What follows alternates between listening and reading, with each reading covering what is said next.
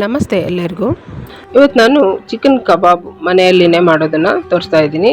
ಅಂದರೆ readymade mix ಇಲ್ಲದೇ ಮನೆಯಲ್ಲೇ ಮಿಕ್ಸ್ ರೆಡಿ ಮಾಡಿಕೊಂಡು ಮಾಡೋದನ್ನು ತುಂಬ ಚೆನ್ನಾಗಾಗುತ್ತೆ. ತುಂಬ ರುಚಿಯಾಗಿ ಕ್ರಿಸ್ಪಿಯಾಗಿ, ಒಳಗೆ ಸಾಫ್ಟು ಹೊರಗೆ ಕ್ರಿಸ್ಪಿಯಾಗಿ ತುಂಬ ಚೆನ್ನಾಗಾಗುತ್ತೆ.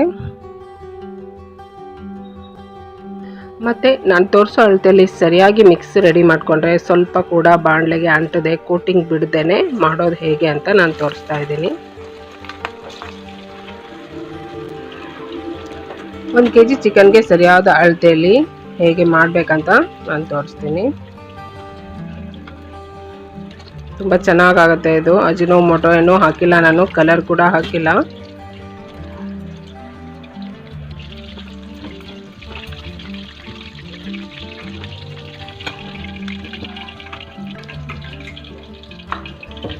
ಚಿಕನ್ ಕಬಾಬ್ ಮಾಡೋದಕ್ಕೆ ಮೊದಲಿಗೆ ನಾನು ಮಸಾಲ ರೆಡಿ ಮಾಡ್ತೀನಿ. ಅದಕ್ಕೆ ಕಾರ್ನ್ಫ್ಲೋರ್ 2 ಸ್ಪೂನು, ಮೈದಾ ಹಿಟ್ಟು 2 ಸ್ಪೂನು, ಅಕ್ಕಿ ಹಿಟ್ಟು 2 ಸ್ಪೂನು, ಮತ್ತು ಖಾರದ ಪುಡಿ ನಿಮಗೆ ಖಾರ ಎಷ್ಟು ಬೇಕೋ ಅಷ್ಟು ಹಾಕ್ಬೋದು.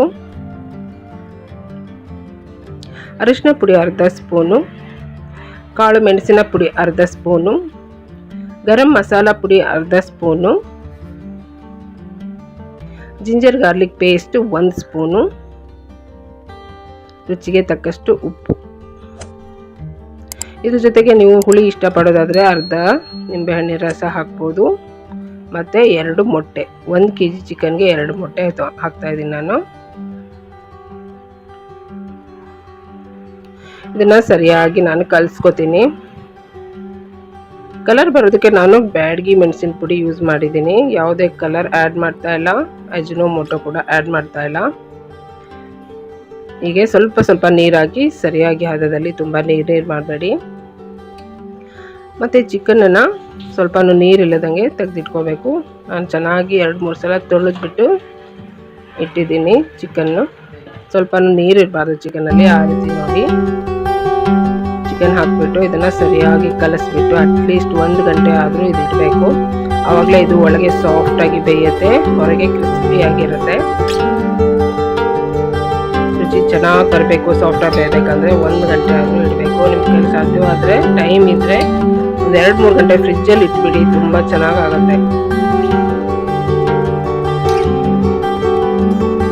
ಆಮೇಲೆ ಎಣ್ಣೆ ನೋಡಿ, ಎಣ್ಣೆ ಕಾದಿದೆಯಾ ಅಂತ ನೋಡೋದಕ್ಕೆ ನಾನು ಸ್ವಲ್ಪ ಮಸಾಲ ಹಾಕಿ ನೋಡ್ತಾಯಿದ್ದೀನಿ. ಹಾಕಿದ ಕೂಡಲೇ ಇದು ಮೇಲೆ ತೇಲ್ ಬಂದರೆ ಎಣ್ಣೆ ಸರಿಯಾಗಿ ಕಾದಿದೆ ಅಂತ. ಎಣ್ಣೆ ಯಾವಾಗಲೂ ಚೆನ್ನಾಗಿ ಕಾದಿರಬೇಕು, ಆವಾಗಲೇ ಡೀಪ್ ಫ್ರೈ ಮಾಡಿ. ಕಾಯಕ್ಕೆ ಮುಂಚೆ ಹಾಕ್ಬೇಡಿ, ಎಣ್ಣೆ ಫುಲ್ ಎಳ್ಕೊಳತ್ತೆ.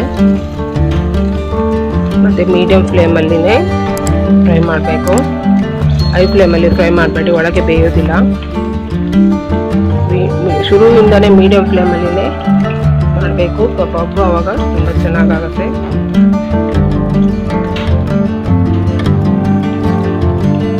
ನಾನು ಈಗ ಮಧ್ಯಾಹ್ನ ಕಲಸಿಟ್ಬಿಟ್ಟು ನಾನು ರಾತ್ರಿ ಮಾಡಿದ್ದೀನಿ. ಆ ರೀತಿ ನಿಮ್ಗೆ ತುಂಬ ಟೈಮ್ ಇದ್ದರೆ ಆ ರೀತಿ ಮಾಡಿ ಫ್ರಿಜ್ಜಲ್ಲಿ ಇಟ್ಬಿಡಿ.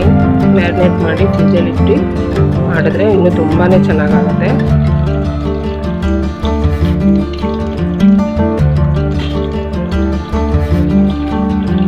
ಇದು 8ರಿಂದ 10 ನಿಮಿಷ ಬೇಕು ಚಿಕನ್ ಕಬಾಬ್ ಸರಿಯಾಗಿ ಬೇಯೋದಕ್ಕೆ.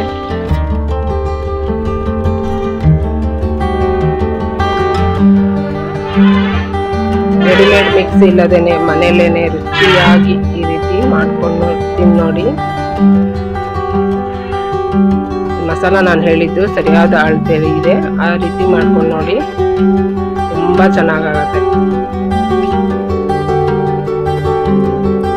ನೋಡಿ ಎಷ್ಟು ಚೆನ್ನಾಗಿ ಕೆಂಪಗೆ, ಎಷ್ಟು ಕಲರ್ಫುಲ್ಲಾಗಿ ಬಂದಿದೆ ಚಿಕನ್ ಕಬಾಬ್.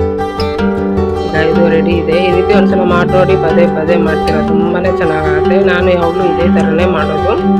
ನನ್ನ ವಿಡಿಯೋ ಇಷ್ಟ ಆದರೆ ಲೈಕ್ ಮಾಡಿ, ಶೇರ್ ಮಾಡಿ, ಸಬ್ಸ್ಕ್ರೈಬ್ ಮಾಡಿ. Thank you.